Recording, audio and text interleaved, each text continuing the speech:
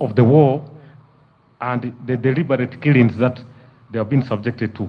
That is our biggest, that's the biggest crime and the threat to us, taking away our lives as journalists.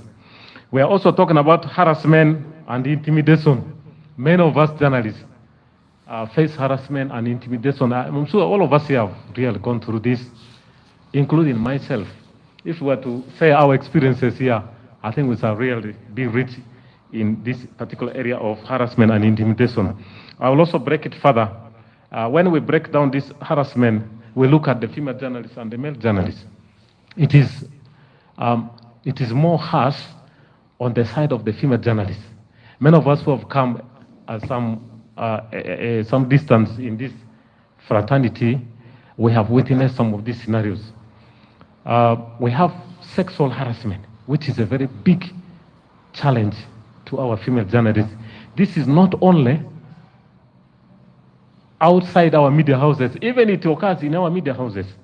Some of us can testify to this, where we have evolved from certain things of the kind have happened.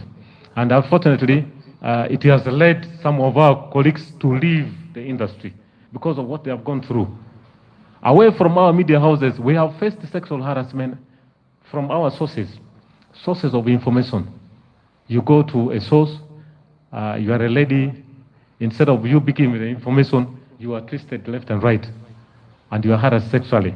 We are also talking about some of our own people in the community who look at us as people they can easily harass sexually.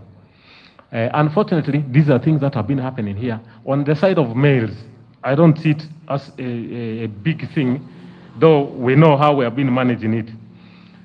Another form of violence on the journalists is kidnappings. Many of our colleagues in Kampala have faced this. Maybe by geographical location, we may be at a fair point that way. Not many of us have been kidnapped, and this is basically done by security agencies. I was almost kidnapped at the Golden Courts here during the elections of 2016. What saved me was there was an election monitoring team from EU, and at that time they were using our friend Nyaks as their focal person. And so one time they met us and told us, please, when you go through anything, call us. What saved me was immediately I got myself into that scenario here. Then I called Nyaks. Nyaks immediately informed them. They were together. They drove very fast and came. So when they arrived, the situation saved me automatically because the perpetrators did not know. Those were not their friends. And Mzungu took Bazungu